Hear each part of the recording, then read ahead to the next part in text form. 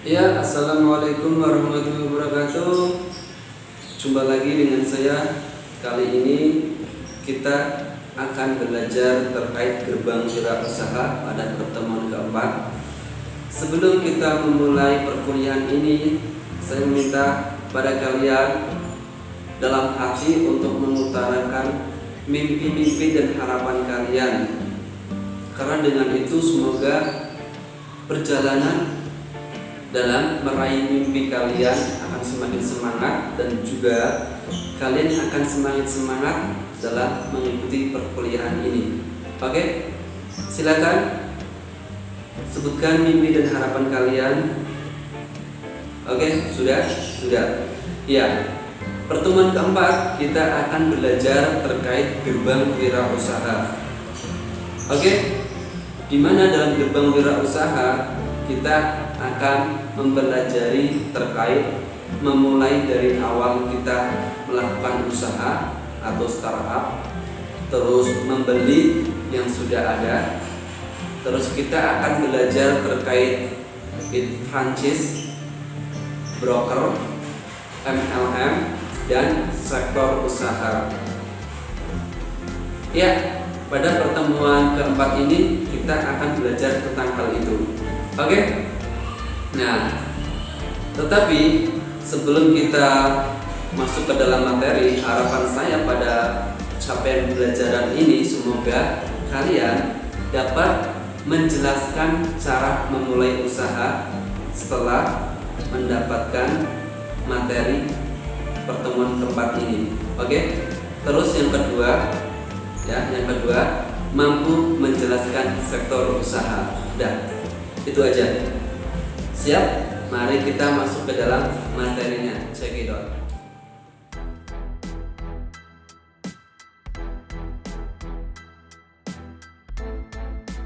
Ya, kita memulai materi dari awal, yaitu terkait memulai dari awal.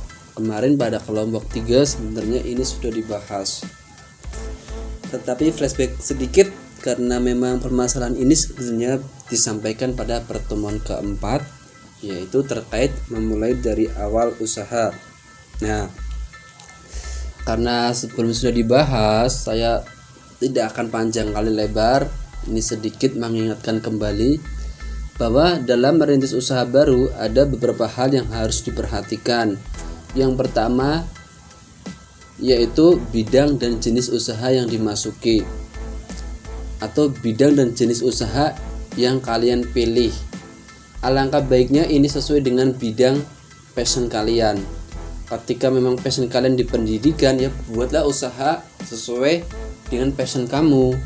Dalam pendidikan seperti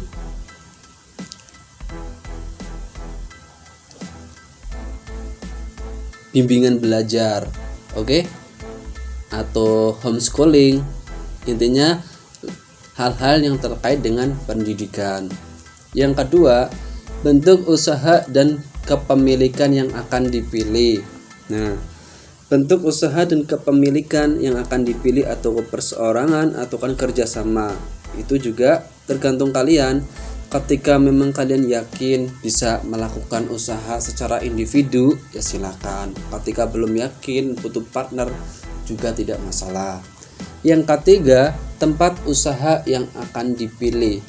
Alangkah baiknya memilih tempat usaha yang akan dipilih itu tempatnya strategis. Maksudnya strategis itu mungkin tempat yang kamu akan dijadikan sebuah bisnis.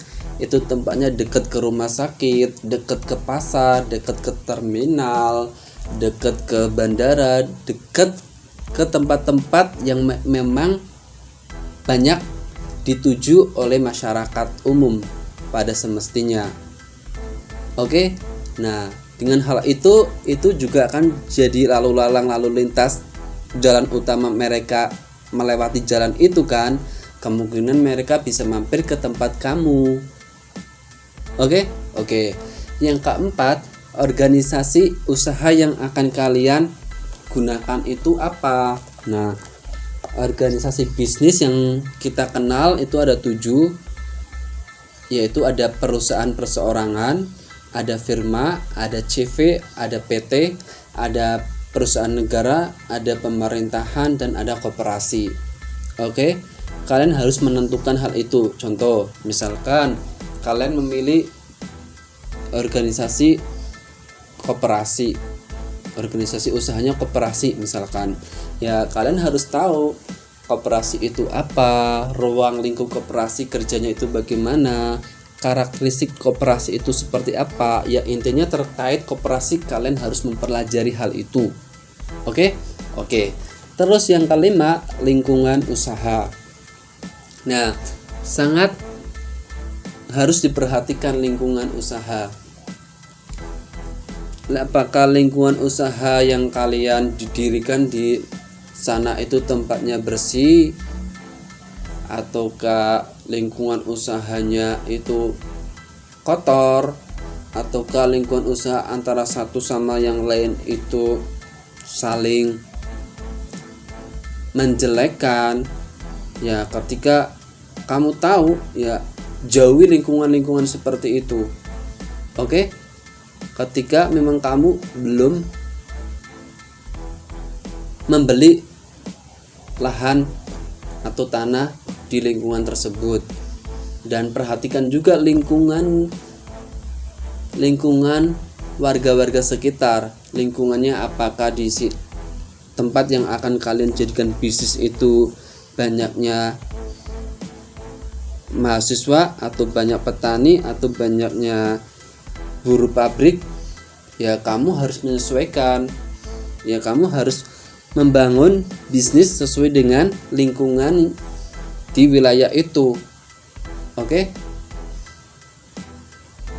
Agar perkembangan bisnis yang sedang kamu jalankan itu akan lebih maksimal penghasilannya, karena sudah mengetahui lingkungan sini banyaknya mahasiswa. Ya, maka peluang yang harus kamu ambil ya sesuai keperluan mahasiswa itu apa, seperti itu maksudnya. Oke. Terus membeli yang sudah ada. Kemarin pada kelompok 3 juga sudah dijelaskan. Jadi di sini saya akan flashback kembali saja. Ada beberapa positif dan negatifnya ketika membeli perusahaan yang sudah ada. Positifnya, resiko lebih rendah, lebih mudah, serta memiliki peluang untuk membeli dengan harga yang dapat ditawar. Jelas ya? Semua ini sudah jelas karena memang kita sudah mendapatkan suatu perusahaan yang sudah jadi, tinggal kita mengolah kembali dan menggunakannya kembali, dibanding dengan mereka yang merintis dari nol. Tapi ada negatifnya juga. Negatif dari masalah eksternal, mungkin lingkungannya. Kita tidak mengetahui secara pasti lingkungan itu dulunya seperti apa, apakah pesaingnya dan peluang pasarnya itu akan banyak diminati oleh pasaran, tempatnya apakah strategis. Karena kan kita membeli suatu perusahaan yang sudah jadi dan pada tempat yang ada, misalnya tempatnya di lingkungan yang kurang strategis, ya kamu harus menerima hal itu karena kamu sudah membelinya. Negatifnya.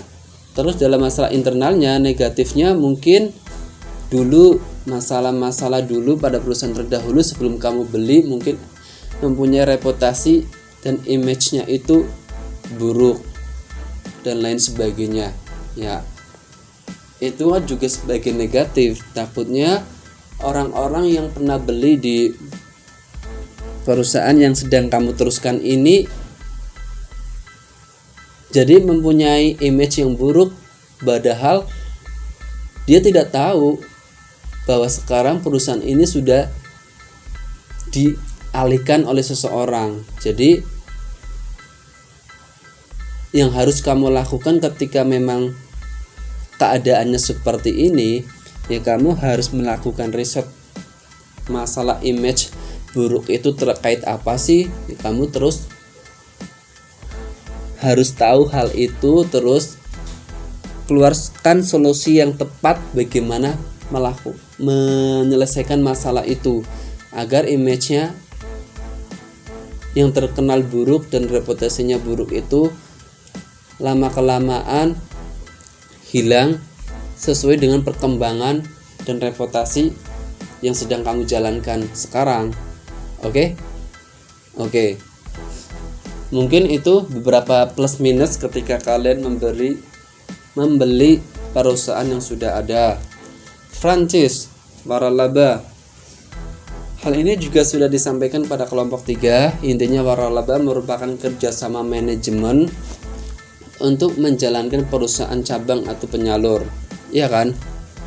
Ya, contohnya di daerah kita seperti penyalur gas LPG seperti itu. Nah, ini juga perbedaan dari bentuk kelebihan dan kekurangan dari masing-masing ketika memang kalian merintis usaha dari nol atau membeli perusahaan atau melakukan kerjasama manajemen. Ini bisa dibaca kembali pada kelompok 3 kemarin sama persis seperti ini isinya. Kalian bisa dibaca kembali. Oke. Terus kita lari ke broker. Pada kelompok 3 kemarin belum dibahas. Jadi saya akan membahas secara intens mulai dari sini. Nah, broker itu apa sih? Broker juga bisa disebut sebagai pialang. Istilah broker digunakan untuk menyebut seseorang atau sesuatu perusahaan yang bertindak sebagai perantara atau mediator atau penghubung transaksi antara pembeli dan penjual. Oke? Itu pengertian dari broker. Terus, dalam dunia pasar modal atau investasi, pengertian broker adalah individu atau sebuah perusahaan yang bertindak sebagai perantara transaksi antara investor dengan pasar modal. Ya, intinya broker ini perantara. Kalau dalam pasar modal berarti perantara transaksi antara kamu dengan pasar modalnya. Terus, istilah broker atau pialang lebih lekat dalam dunia pasar modal, karena dalam pasar perdagangan barang, keberadaan broker atau pialang tidak selalu harus ada. Konsumen bisa langsung melakukan transaksi meski tanpa peran broker. Oke? Tetapi ketika di dalam pasar modal, broker harus ada memang karena kerjanya memang melewati broker terlebih dahulu. Nah, terus fungsi broker itu secara umum adalah bertindak sebagai perantara antara klien atau konsumen dengan pasar atau produsen. Jelas ya? Broker juga menjadi pihak yang bertanggung jawab penuh dalam menjalankan perintah transaksi yang diberikan oleh investor berupa jual maupun beli. Ya, jelas banget karena kan tadi si broker itu intinya adalah perantara si investor dengan pasar modal. Ya, otomatis kan broker menyampaikan apa-apa yang dikatakan investor terus kemudian dia disampaikan kepada pasar modal. Dalam dunia pasar modal, fungsi broker juga untuk memberikan rekomendasi kepada investor terkait saham di pasar modal. Rekomendasi ini harus didasarkan pada analisis saham seperti analisis ekonomi dan pasar, serta reputasi perusahaan pemilik saham, serta informasi lain yang penting dalam transaksi saham. Oke. Fungsi broker yang ketiga, rekomendasi ini diperlukan untuk melindungi para investor dari potensi kerugian. Oke. Intinya si broker adalah penyampai antara si investor dengan pasar modal atau perantara. Terus si broker juga sebagai bisa memberikan rekomendasi kepada investor terkait saham di pasar modal. Terus yang ketiga, rekomendasi ini sangat diperlukan kepada investor untuk melindungi dari kerugian seperti itu. Jadi kan ketika kalian memang terjun pada pasar modal, memang broker di sini fungsinya sangat dibutuhkan. Intinya berarti istilahnya broker di sini adalah sumber ilmu pengetahuannya, sumber ilmu pengetahuan atau penghubung antara kamu dengan pasar modal. Oke. Nah, jenis-jenis broker. Jenis-jenis broker ada retail broker, ada institutional broker, ada diskon broker, ada full service broker, dan ada internet atau online broker. Apa sih itu retail broker? Retail broker merupakan sebutan bagi individual broker. Broker atau pialang ini bekerja untuk melayani kepentingan klien individu saja. Oh, berarti retail broker itu fokus kepada klien individu saja. Oke. Di sini contohnya sektor yang dilayani bisa berbagai hal. Bisa sektor saham, investasi reksadana, properti, asuransi, tetapi pada intinya yang bersifat individu. Terus, jika institutional broker namanya institusi, berarti kebalikan dari broker retail. Broker institusi justru hanya bertugas melayani pelanggan yang bersifat institusi atau lembaga. Jelas ya? Dari namanya saja sudah sangat jelas, institutional broker. Ya, otomatis ini hanya melayani atau yang bersifat institusi atau lembaga. Contoh, broker kantor yang hanya melayani perusahaan yang memerlukan kantor, atau asuransi. Intinya yang bentuknya itu institusi atau lembaga. Terus yang ketiga ada diskon broker. Diskon broker merupakan bentuk pialang yang tidak memberikan pelayanan lengkap, yakni hanya sebatas memberi konsultasi saja. Oh, diskon broker di sini pelayanannya tidak full, tidak lengkap, hanya memberikan konsultan atau masukan saja berarti. Dikatakan tidak lengkap karena broker ini hanya bertindak memberikan saran, informasi, serta hasil analisis, sedangkan pihak yang melakukan eksekusi tetap konsumen sendiri. Nah, jenis full service broker, kemudian ada full service broker. Full service broker berkebalikan dengan broker diskon. Broker ini memberikan semua layanan kepada konsumen atau investornya. Jadi, layanan secara menyeluruh ini mulai saran hingga tindakan dapat dilakukan dalam full service broker. Dari namanya saja sudah jelas full, berarti dia memberikan pelayanan secara full. Terus, pada full service broker biasa ditemukan pada sektor investasi pasar modal seperti dalam transaksi saham, reksadana, dan asuransi. Broker di sini bertindak memberi nasihat, menganalisis, dan pilihan terbaik dari beberapa produk yang dipilih konsumen atau investor. Oke, terus juga memilih pialang jenis ini tepat bagi para investor yang tidak mengerti analisis sehingga dapat meminimalisir resiko kerugian.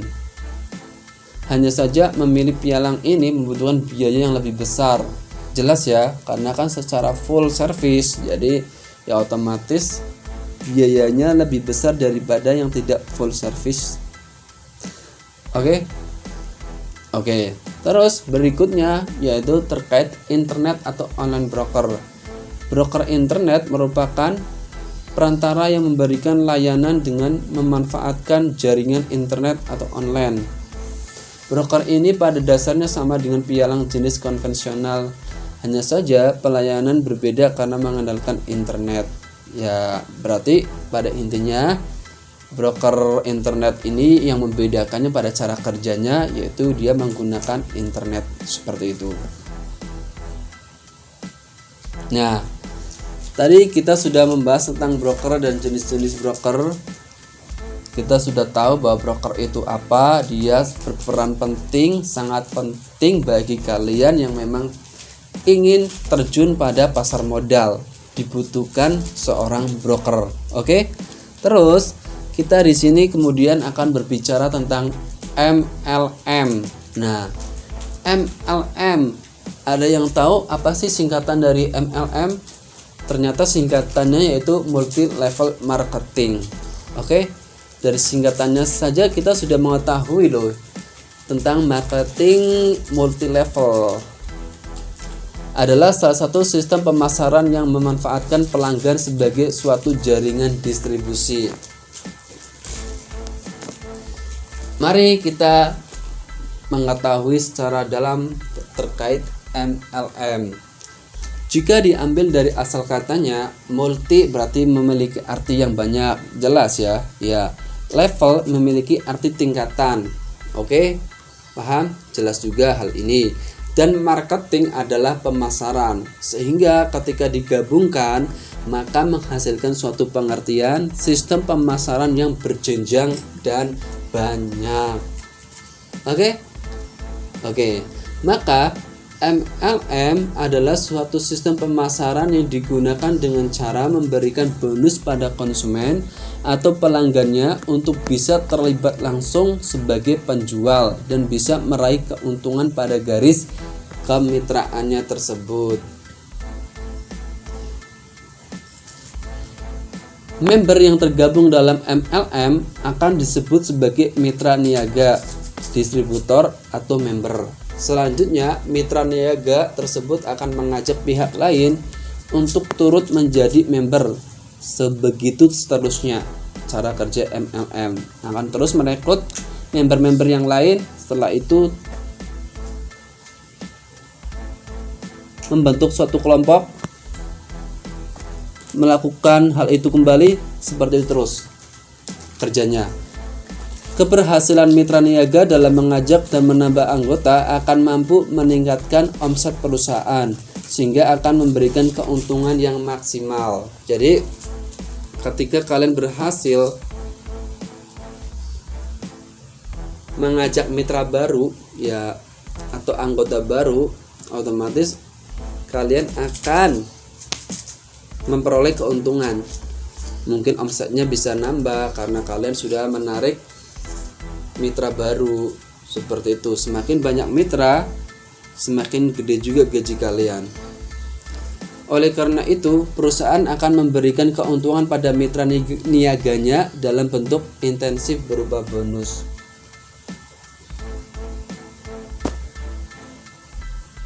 Nah, berikut ada beberapa pengertian MLM berdasarkan para ahli. Menurut Muslih berpendapat bahwa MLM adalah suatu sistem pemasaran modern dengan memanfaatkan jaringan distribusi yang telah dibangun secara lebih permanen dan akan memberikan posisi pelanggan perusahaan sebagai tenaga pemasaran. Artinya MLM adalah sistem pemasaran berjenjang, yaitu melalui jaringan distribusi yang dibentuk secara menjanjikan pada pelanggan sekaligus sebagai tenaga pemasar.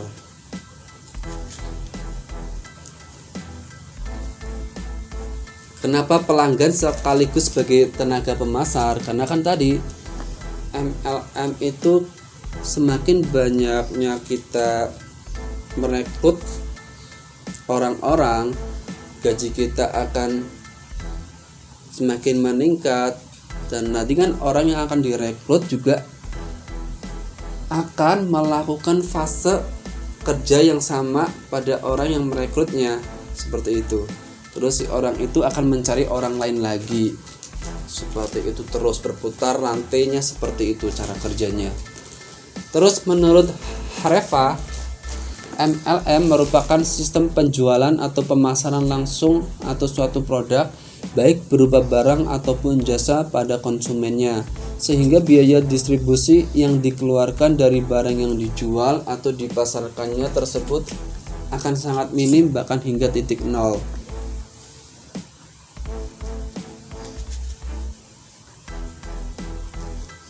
Artinya, bisnis MLM ini tidak membutuhkan biaya distribusi apapun.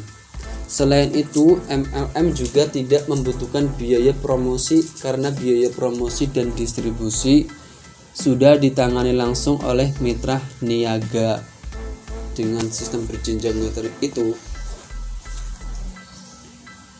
Nah, setelah kita sudah mengetahui berbagai pengertian MLM dari pakar ahli, terus apa sih bedanya MLM dengan bisnis biasa?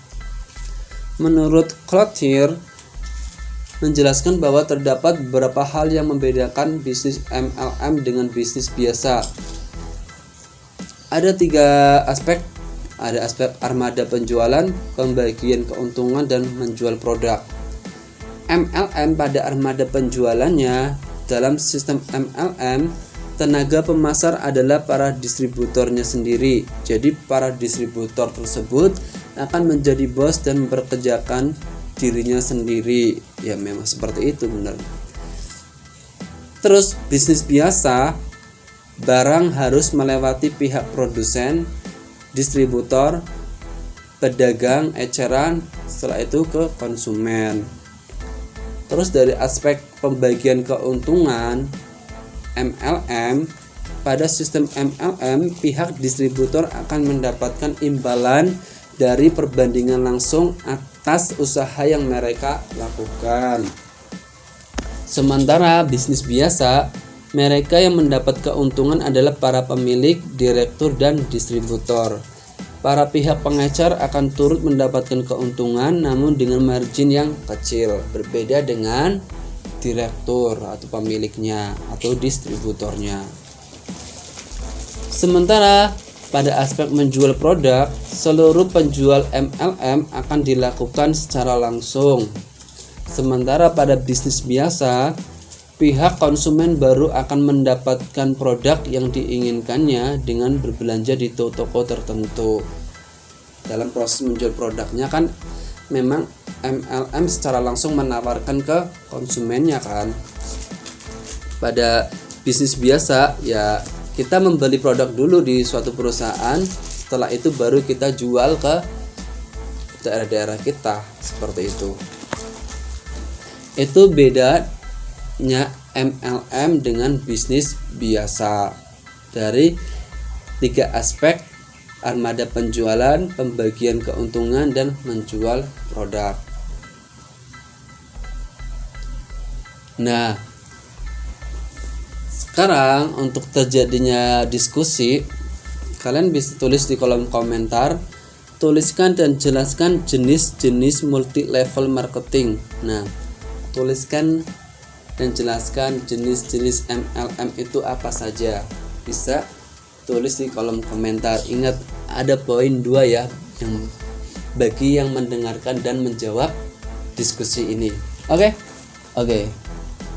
Nah, setelah itu, lalu bagaimana sih sistem kerja MLM? Nah, pada mulanya Anda akan disponsori oleh seseorang member atau distributor di perusahaan MLM tersebut. Pihak sponsor Anda adalah distributor yang sudah lebih dulu bergabung dengan perusahaan MLM. Tugas Anda adalah hanya menjual produk perusahaan MLM tersebut dan mulai mencari mitra bisnis baru sebanyak-banyaknya untuk bergabung sebagai member hingga nantinya mampu membentuk jaringan yang luas. Ya. Menandatangani perjanjian atau kontrak. Seorang member yang sudah membayar uang pangkal diwajibkan untuk menandatangani kontrak yang sifatnya mengikat pihak perusahaan dan member. Seorang member harus mematuhi berbagai peraturan yang sebelumnya sudah ditetapkan, sedangkan pihak perusahaan harus menyediakan produk memberikan komisi, pelayanan, dan pedoman agar membernya mampu menjalankan bisnisnya secara lancar. Setiap member berhak untuk memperoleh berbagai produk perusahaan dengan harga grosir atau harga distributor. Terus yang ketiga, melaksanakan aktivitas penjualan produk. Dalam melaksanakan aktivitas penjualannya produk, selanjutnya para member harus melakukan aktivitas penjualan produk perusahaan pada calon konsumen lainnya. Sebagian besar penjualannya akan dilakukan secara langsung atau face to face dengan diawali suatu rekomendasi khusus atau pendekatan langsung. Biasanya setiap member akan memberikan penjelasan tentang berbagai produk perusahaan dan meyakinkan konsumen akan manfaat, keunggulan atau kualitas dari produk tersebut agar calon konsumen bersedia membeli produk tersebut. Mengembangkan jaringan. Selain bertugas dalam menjual produk, ternyata para calon konsumen juga akan diajak sebagai member. Oke? Agar bisa meningkatkan jaringan, maka pihak member harus rajin mencari prospek. Beberapa strategi yang bisa digunakan untuk membangun prospek adalah dengan mengembangkan jaringan seluas-luasnya, menjelajahi seluruh pasar, menemui banyak orang, dan tampil sebagai seorang agen. Jika pihak member berhasil mengembangkan jaringannya, maka pihak perusahaan akan memberikan intensif dalam bentuk bonus, seperti potongan harga, berbagai intensif lainnya. Strategi MLM ini sangat bergantung pada pengembangan jaringannya. Semakin banyak member yang bergabung, maka akan semakin besar pula bonus yang akan didapatkan. Jadi pada intinya, kalian menjual produk, menawarkan produk tersebut pada konsumen. Setelah itu konsumen itu juga akan diajak sebagai mitranya. Ketika berhasil, kalian akan mendapat bonus dari pimpinan MLM tersebut. Seperti itu seterusnya cara kerjanya. Nah, keunggulan dari MLM itu sendiri, yang pertama, bisa mendatangkan passive income yang ternyata cukup menjanjikan sebagai tambahan gaji tetap tiap bulan. Yang kedua, melatih setiap membernya untuk mengasah keahlian komunikasi dengan downline-nya, sehingga akan membantu jiwa personal selling yang sangat kuat, memperluas relasi bisnis. Jelas banget ya, namanya MLM di sini kan kita harus ahli komunikasi. Ya, bagaimana kita tidak ahli ketika kita menawarkan barangnya itu kan seolah-olah dia benar-benar fasih berbicara, fasih mempromosikan barangnya tersebut. Produk ini bagus loh ketika digunakan dan bla bla bla. Akhirnya si konsumen tergiur. Ya, bagaimana ia tidak ahli dalam komunikasinya, karena memang itu adalah hal-hal seharian yang biasa ia gunakan, serta memperluas relasi bisnis. Jelas ya, karena dia akan terus mencari relasi partner-partnernya ke tempat-tempat manapun ia akan masuk ke ganggang sempit. Kadang juga ada loh MLM yang masuk ke ganggang sempit, ada juga yang situ ya. Intinya peluang-peluang yang ada dimasuki semua sama si sales ini. Intinya untuk memperoleh banyak member, memperoleh banyak produk yang dihasilkan juga terjual. Ya, seperti itulah pada intinya. Nah, tadi kita berbicara tentang keunggulan dari MLM. Terus kelemahan dari MLM, dikendalikan oleh suatu sistem yang sedang berlaku saat itu dan tidak bisa bebas. Jelas. Namanya MLM. Intinya dia adalah karyawan. Ya, namanya karyawan, pastikan ada suatu sistem yang berlaku, otomatis kita tidak bisa bersifat bebas. MLM akan memiliki efek negatif pada sektor real. Bagaimana maksudnya?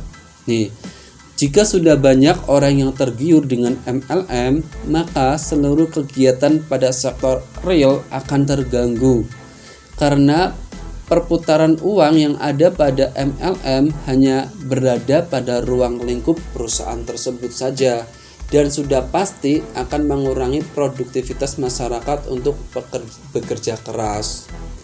Sektor real itu yang bagaimana? Ya, sektor real ya sektor yang selain MLM, mungkin ya sektor usaha perdagangan, kuliner, koperasi, ya itu yang real, yang tidak bekerja mencari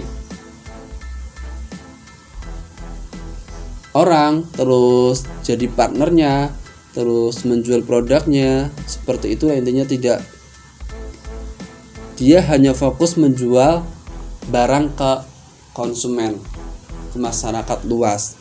Sektor real itu seperti itu, seperti ya pedagang-pedagang asongan, seperti minimarket pada umumnya, itu kan hanya menjual barang, ya kan, tidak mengajak orang untuk menjadi MLM-nya atau merekrut orang-orang untuk menjadi mitra kerjanya, seperti itu maksudnya.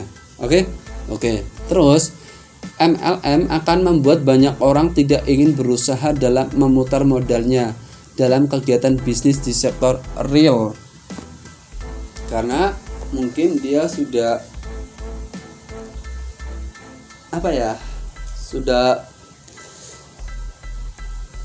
nyaman dengan hal itu, sudah nyaman, dia hanya mencari seseorang, menjual produk, terus mengajak orang tersebut jadi partner. Setelah itu dia mendapatkan intensif atau mendapatkan bonus. Semakin banyak partner dan produk yang dijual juga banyak, maka bonusnya juga banyak, seperti itu ya. Akhirnya dia akan malas untuk melakukan bisnis yang sifatnya itu bersifat sektor real, yang hanya mungkin bisnis kita membuat bisnis, terus bisnis apa, kita membuat suatu produk makanan atau apa terus dijual. Kalau itu kan kita memang mengandalkan orang yang beli kan. Ketika nggak ada yang beli, ya kita tidak dapat uang, seperti itu. Uang pra-member berputar pada bisnis MLM tidak akan dijamin oleh pemerintah dalam hal keamanannya. Nah, uang pra-member berputar pada bisnis MLM, di mana uang tersebut tidak ada jaminan dari pemerintah. Jadi ketika memang kamu syarat member harus membayar sekian juta, biasanya kan seperti itu MLM. Bayar uang member 2 juta misalkan. Ya udah, ketika kamu sudah bayar uang 2 juta itu, ya 2 juta itu tidak bisa kembali ke kamu, atau 2 juta itu bisa dijamin oleh pemerintah, hal itu tidak bisa. Oke? Malah terkadang banyak MLM yang sifatnya itu menipu. Menipunya seperti ini. Misalkan kita akan digaji setiap bulan itu 2 juta. Nah, tapi dengan syarat kalian harus jadi member dan membayar uang 5 juta misalnya. Nah, setelah kita sudah masuk dan sudah membayar uang membernya, ternyata ada persyaratan lain lagi. Syarat dapat uang 2 juta itu ternyata minimal kamu harus mengajak 5 orang untuk menjadi mitra kamu. Nah, ternyata seperti itu. kita tertipu dari awalnya saja. Ternyata MLM sistem kerjanya itu tidak dijelaskan secara utuh di situ. Dia secara pretel-pretel, terpisah-terpisah. Persyaratan pertama mungkin menggiurkan. Ketika kamu membayar uang member ini, gaji kamu sebulan mungkin akan 3 juta. Ya gitu, otomatis tergiur dong. Hanya ikut member dapat uang gaji 3 juta. Ternyata 3 juta itu ada usaha yang harus kamu lakukan. Nah, seperti itu loh.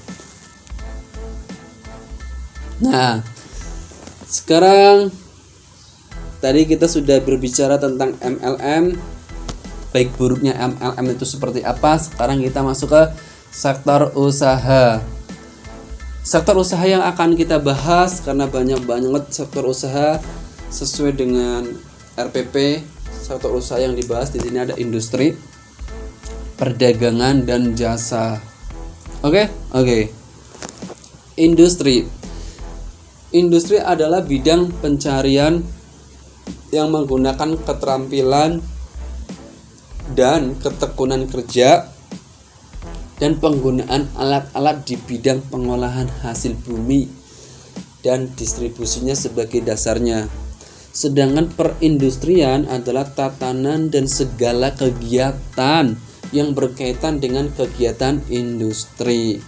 Hasil industri tidak hanya berupa barang tapi juga dalam bentuk jasa. Selain itu, alhamdulillah. Selain itu, pengertian industri menurut Undang-Undang tentang Perindustrian adalah kegiatan ekonomi yang mengelola bahan mentah, bahan baku, bahan setengah jadi, dan atau barang jadi menjadi barang nilai yang lebih tinggi untuk penggunaannya, termasuk kegiatan rancang bangun dan perekayasaan industri. Itu pengertian industri. Nah, jenis atau macam-macam industri berdasarkan tempat bahan baku. Nah, ada industri ekstraktif, non ekstraktif, dan fasilitatif. Apa sih industri ekstraktif itu?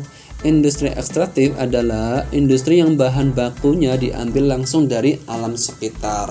Contoh, pertanian, perkebunan, perhutanan. Nah, ini kan diambil secara langsung kan pada alam sekitar, pada alamnya langsung. Pertanian ya hasilnya ngambil langsung dari pertanian tersebut, dari sawah itu, dari lahan itu, begitu loh maksudnya. Terus industri non ekstraktif ya kebalikannya sih otomatis. Industri yang bahan baku didapat dari tempat lain selain alam sekitar. Bahan bakunya didapat dari tempat lain, misalkan apa contohnya? Bahan baku yang didapatkan dari tempat lain, misalkan bahan baku yang tidak ada di Indonesia itu apa? Intinya seperti itu. Misalkan bahan bakunya kita mengambil dari luar negeri. Setelah itu bahan baku tersebut kita olah di Indonesia dan menghasilkan sebuah produk industrinya, seperti itu.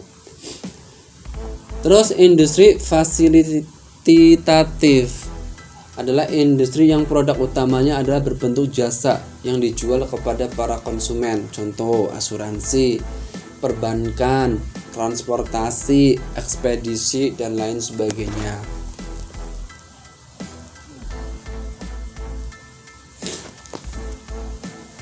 Terus golongan atau macam industri berdasarkan besar kecil modal dibagi menjadi dua, ada industri padat modal, ada industri padat karya. Apa bedanya?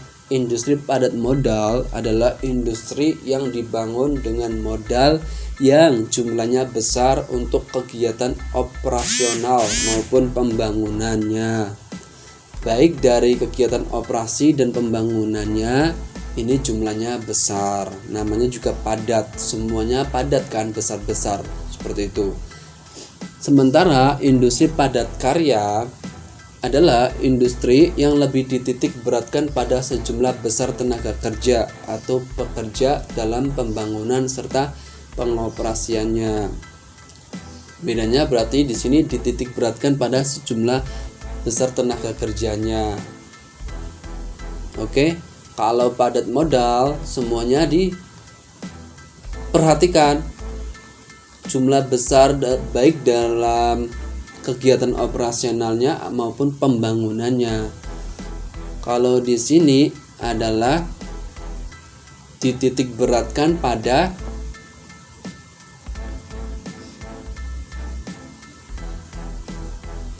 pengoperasiannya atau tenaga kerjanya, seperti itu. Atau salah satunya, intinya harus memilih dari salah satu ini.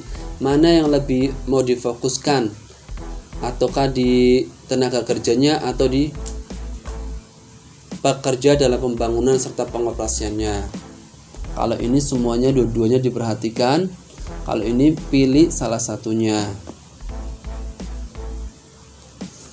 Terus jenis industri berdasarkan klasifikasi atau penjenisannya. Ada 1, 2, 3, 4. Yang pertama ada industri kimia dasar. Contoh seperti semen, industri kertas, pupuk.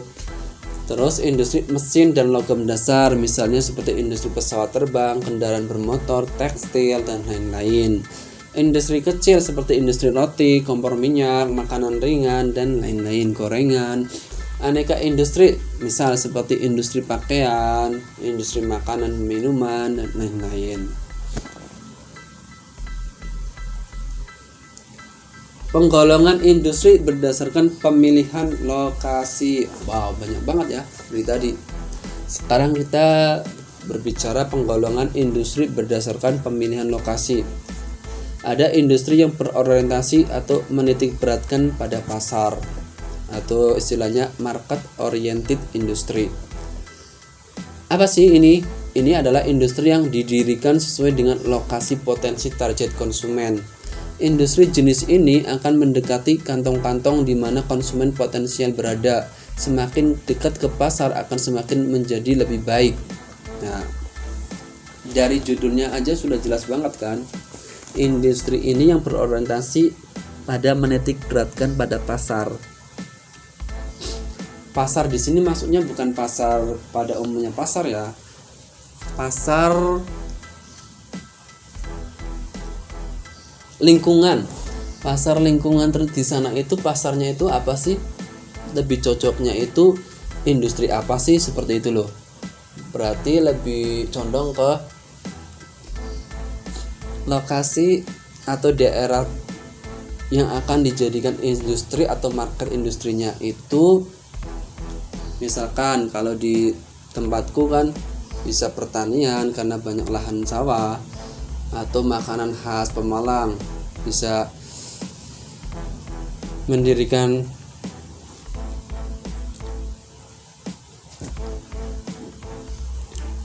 perusahaan atau pabrik kecil-kecilan roti Kamir, seperti itu. Lihat pasarannya.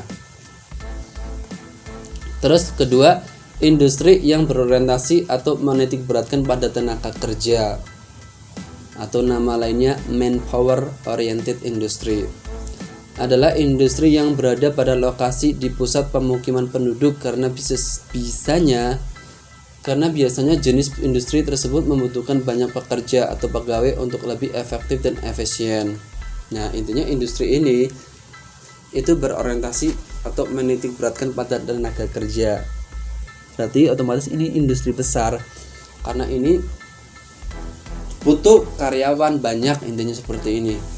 Butuh pegawai banyak. Ya, jadi kita mencari tempat yang karyawan yang penduduknya itu banyak tetapi banyak yang menganggur juga. Ya, penduduknya banyak tetapi sudah pada bekerja secara mandiri, ya percuma, nanti industri ini tidak bisa bekerja atau beroperasi karena penduduknya di tempat yang dia dirikan industri ini, orang-orangnya di sini sudah bekerja. Jadi kita juga harus melihat juga ketika ketika kita ingin mendirikan suatu industri, berdasarkan poin 2 ini ya, ini kita harus melihat pada lingkungan penduduk. Apakah penduduk sana itu banyak yang menganggur atau banyak yang butuh lowongan kerja? Ya maka ketika memang banyak butuh lowongan kerja, ya udah tepat kalian membuat suatu industri yang berorientasi pada menitik beratkan pada tenaga kerja. Terus yang ketiga, industri yang berorientasi atau menitik beratkan pada bahan baku, atau nama lainnya supply oriented industry. Ya, intinya dia menitik beratkan pada bahan bakunya. Adalah jenis industri yang mendekati lokasi di mana bahan baku berada untuk memangkas atau memotong biaya transportasi yang besar. Jadi industri ketiga ini dia lebih menitik beratkan bahan baku. Wah, bahan baku utamanya apa industri kamu? Misalkan bahan utamanya itu adalah tepung terigu. Nah, tepung terigu bisa dibeli di mana? Paling dekat di pasar, ya otomatis kamu mendirikan industri itu tidak jauh dari pasar. Seperti itu loh maksudnya. Oke. Terus jenis industri berdasarkan produktivitas perorangan. Nah, sebagai bahan diskusi kita agar ada timbal baliknya, kalian bisa cari dan komentar di kolom komentar jenis industri berdasarkan produktivitas perorangan itu apa saja. Oke, ingat ada poinnya. Oke. Terus dampak positif dan negatif dari pembangunan industri. Nah, segala sesuatu pasti ada dampaknya. Ada dampak positif dan ada dampak negatif. Intinya ada plus, ada minus. Ada manis, ada pahit. Ya itulah satu kesatuan saling berpasangan. Apa sih dampak positifnya? Dampak positifnya menambah penghasilan penduduk sehingga meningkatkan kemakmuran. Perindustrian menghasilkan aneka barang yang dibutuhkan oleh masyarakat. Masuk akal ya. Terus perindustrian memperbesar kegunaan bahan mentah. Ya otomatis namanya industri itu kan besar, otomatis kan dia memang membelinya bahan mentah, setelah itu diolah menjadi produk sesuai dengan industri tersebut. Industri itu misalnya berjalan pada bidang makanan atau tekstil, ya bahan mentahnya kita membeli kain ketika tekstil, setelah itu dibuat produknya. Terus usaha perindustrian dapat memperluas lapangan pekerjaan bagi penduduk, jelas banget ya. Terus mengurangi ketergantungan negara pada luar negeri, jelas, karena kan di dalam negeri sudah ada, ngapain kita ke luar negeri, seperti itu loh. Terus yang berikutnya ada dampak merangsang masyarakat untuk meningkatkan pengetahuan.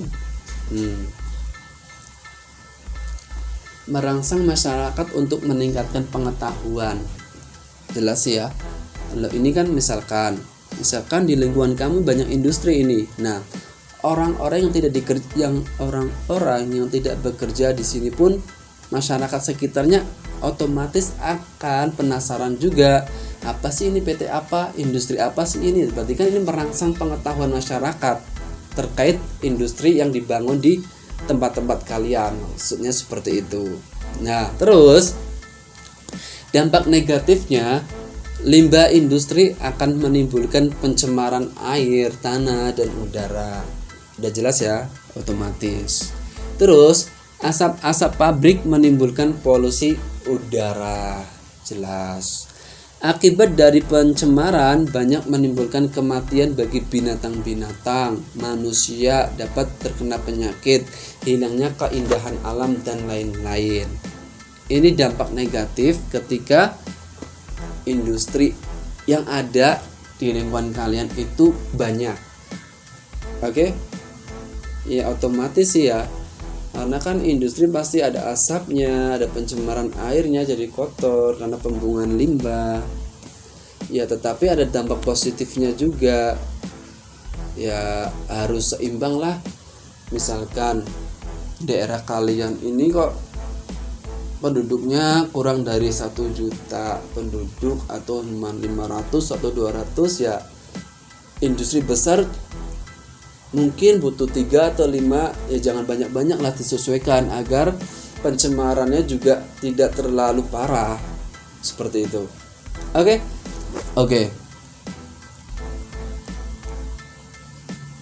Nah, setelah tadi kita sudah berbicara tentang sektor usaha dalam bidang industri, sekarang kita berbicara sektor usaha pada bidang perdagangan. Apa sih pengertian usaha perdagangan? Usaha perdagangan adalah sebuah usaha di mana kegiatan utamanya adalah melakukan pembelian barang atau produk untuk kemudian barang atau produk tersebut dijual kembali dan mengambil keuntungan darinya tanpa melakukan perubahan kondisi dari produk yang dijual. Intinya perdagangan ya intinya jual beli.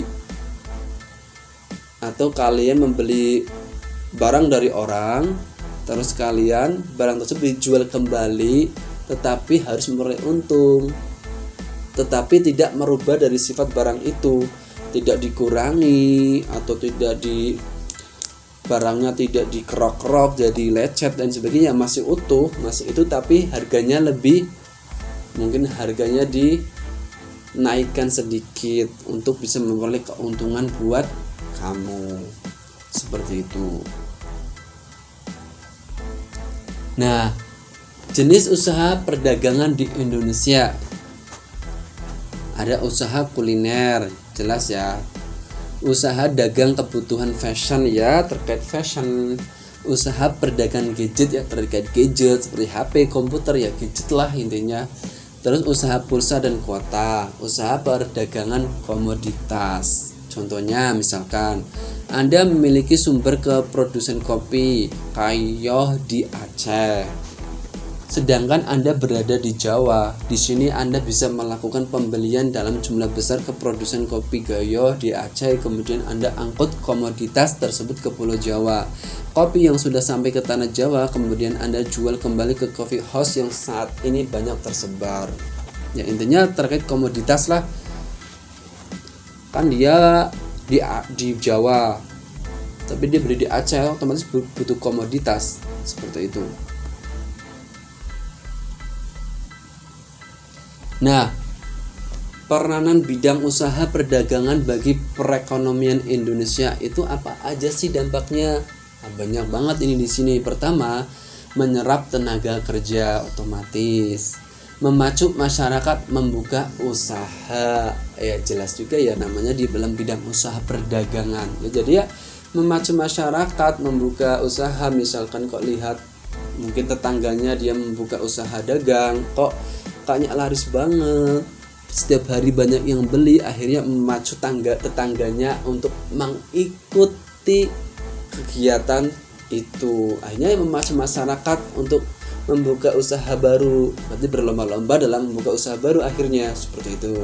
Terus menggerakkan perekonomian Indonesia, ya jelas dong ketika memang masyarakatnya kok pada berlomba-lomba mendirikan usaha baru, ya otomatis yang menggerakkan perekonomian Indonesia juga. Akhirnya para penduduk Indonesia tidak perlu lagi kerja di luar negeri, seperti itu. Membuka jalur perdagangan baru antar pulau. Ya jelas ya tadi ketika seperti komoditas tadi, berarti itu kan menjalani hubungan perdagangan antar pulau. Terus membuka jalur ekspor impor dengan negara lain, ya dengan adanya perdagangan juga kan menciptakan jalur ekspor impor dengan negara lain juga, menambah devisa negara otomatis, mengoptimalkan sumber daya manusia Indonesia yang melimpah otomatis. Mengoptimalkan dong, optimalkan sumber daya manusia. Bisa apa saja sih manusia Indonesia itu, bisa berkreasi apa saja, bisa inovasi apa saja, ya dioptimalkan. Akhirnya ketika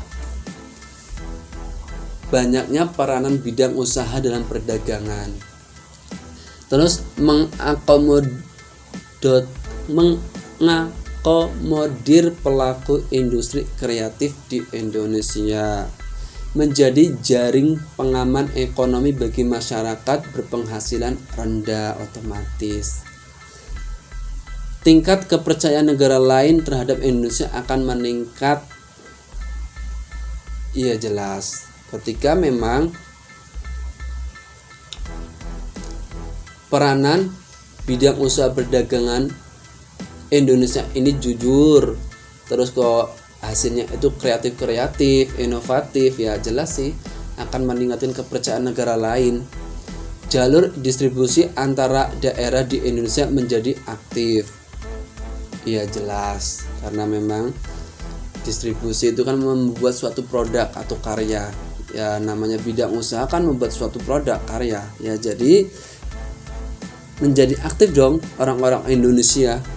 Terus membuka peluang usaha yang terkait dengan kebutuhan pengiriman perorangan seperti usaha ekspedisi dan pengiriman barang. Jelas tadi kan ada bisa membuka jalur perdagangan baru antar pulau. Nah, antar pulau ini kan otomatis kadang kita butuh pengiriman barang, ya otomatis butuh usaha ekspedisi seperti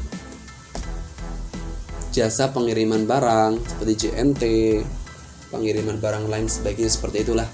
Oke. Nah, tadi kita sudah membahas ada industri, ada sektor industri, sektor perdagangan. Terakhir kita berbicara pada sektor jasa. Apa sih pengertian jasa? Nah, pengertian jasa menurut Rati Huriyati, Rati mendefinisikan sebuah jasa merupakan seluruh aktivitas ekonomi dengan sistem output selain produk secara harfiah dalam pengertian fisik yang dikonsumsi dan diproduksi pada waktu bersamaan, yang memberikan nilai tambah dan juga secara prinsip tidak berwujud atau intangible bagi pembeli jasa tersebut. Oke. Nah, ciri-ciri jasa. Ayo. Aku ingin terjadi diskusi kembali di sini pada ciri-ciri jasa tidak berwujud. Maksudnya bagaimana? Kalian jelaskan di kolom komentar. Heterogenitas itu juga maksudnya bagaimana? Tidak dapat dipisahkan. Ciri-ciri jasa di sini disebutkan tidak dapat dipisahkan. Maksudnya itu juga bagaimana? Tidak tahan lama. Ciri-ciri jasa itu tidak tahan lama. Maksudnya bagaimana? Bisa dijelaskan di kolom komentar. Oke, terima kasih. Nah, terus jenis dan contoh jasa. Ada usaha rumah tangga. Usaha rumah tangga contohnya apa? Ya, di sini terkait jasa ya jasa dalam rumah tangga seperti membantu rumah tangga, seperti pembantu rumah tangga, itu kan jasa rumah tangga. Ya kan? Menyetrika, mencuci pakaian. Ya, intinya terkait rumah tangga yang dalamnya itu butuh jasa. Ya, pembantu rumah tangga, tukang kebun, tukang driver. Ya, yang intinya usahanya membantu rumah tangga itu, seperti itu. Terus perumahan contoh dalam jasanya itu apa? Contoh jasa dalam perumahan, ya mungkin kayak jasa keamanan, security, terus kayak mungkin tukang kebun yang dalam perumahan yang terkait dengan jasa. Hiburan atau rekreasi. Dalam hiburan kan kita kadang banyak banget hiburan, mungkin kayak topeng monyet, itu kan juga jasa mereka menghibur kita. Rekreasi juga sangat banyak, rekreasi yang ada di Indonesia. Intinya subjek yang dilakukan oleh orang itu untuk membantu atau menghibur orang, membantu orang, atau bisa mempermudah pekerjaan kita, itu namanya jasa. Perawatan pribadi mungkin kayak ke salon, perawatan pribadi kan, kecantikan, itu juga jasa sih. Kesehatan ya jelas kedokteran, dokter pribadi, mungkin ada dokter pribadi. Bisnis ya, yang terkait bisnis, jasa dalam bisnis apa, partner bisnis kamu, mungkin kamu konsultasi terkait bisnis, bisa juga. Komunikasi, dalam bidang komunikasi misalkan konsultasi, nah itu juga bisa dong jasa konsultasi. Transportasi, jasa transportasi juga masuk kan. Jasa keuangan ya, terkait keuangan, bank itu juga masuk jasa keuangan. Pendidikan ya, seperti kita kampus, itu juga jasa. Kayak guru, dosen, itu juga jasa mereka menyampaikan ilmu pengetahuannya kepada kalian agar kalian paham, seperti itu. Oke. Nah, alhamdulillah ternyata selesai ya. Semoga materi kali ini tentang gerbang wirausaha mencapai goal yang saya harapkan. Kalian juga paham dan terjadi diskusi. Oke. Ketika kalian mendengarkan hal ini, otomatis kalian akan tahu diskusi apa yang harus kalian tulis di kolom komentar ketika kalian menonton video ini. Selebihnya, jika saya banyak salah kata dalam menyampaikan atau terdapat kata-kata yang berbelit-belit atau tidak sengaja terlontarkan, mohon maaf. Oke. Mari kita sejenak kembali merenungkan apa mimpi-mimpi kita dan nyatakan dalam hati kalian. Semoga suatu saat mimpi kalian terwujud. Salam hangat dan tulus dari saya. Selebihnya saya minta maaf jika banyak salah. Terima kasih. Wassalamualaikum warahmatullahi wabarakatuh.